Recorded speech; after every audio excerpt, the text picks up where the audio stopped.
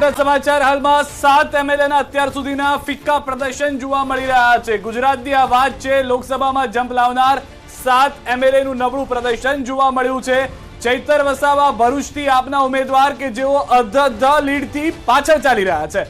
આનંદ પટેલ વલસાડના ઉમેદવાર કે જેઓ પણ વલસાડથી પાછળ ચાલી રહ્યા છે, માર્જિન ખૂબ જ મોટું છે। તુષાર ચૌધરી સાબરકાંઠાના ઉમેદવાર કે જેઓ શરૂઆતમાં આગળ હતા પરંતુ તેઓ પણ પાછળ ચાલી રહ્યા છે।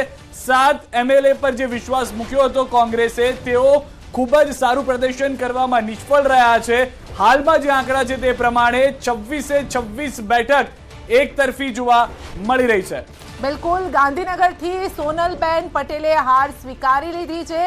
કોંગ્રેસના ઉમેદવાર જેઓએ હાર સ્વીકારી છે। કોંગ્રેસમાં મોટું માથું ગણાય છે કારણ કે મહિલાઓના પ્રશ્નોને લઈને પણ તેઓએ ઘણી વખત એ લડત પણ આપી છે, પરંતુ આ વખતે એ લડત બીજેપી સામે તેઓ નથી આપી શક્યા। કાર્યકર્તા જુમલા આપતા શીખી ગયા છે, એટલા માટે 405 હજી એમનાથી છૂટતું નથી કારણ કે માનસિક એ લોકોનું એવું થઈ પણ અહીંયા એક મોટો જવાબ ગાંધીનગરથી મળી રહ્યો છે, જે ભલે આપ કહી રહ્યા હોય કોંગ્રેસને અહીંયા જવાબ મોટો મળી રહ્યો છે। ગાંધીનગરમાં અમિત શાહ 4.5 લાખ મતથી તેઓ આગળ ચાલી રહ્યા છે, એટલે 5 લાખની મતની લીડની જે વાત કરી છે, બસ હવે થોડા ક્ષણોમાં એ ક્રોસ પણ થઈ જવાની છે। નવસારીમાં પણ કોંગ્રેસ ઉમેદવારે હાર સ્વીકારી છે, એટલે ત્યાં પણ જે છે CR પાટીલ મોટી લીડ ત્યાં પણ મેળવી રહ્યા છે અને બેઠક પર સતત તેમનો દબદબો પણ જોવા મળ્યો છે। અમિત શાહ 4.5 લાખ મતની લીડ, આ આંકડો કેટલે પહોંચે એવું લાગે છે ગાંધીનગરનો?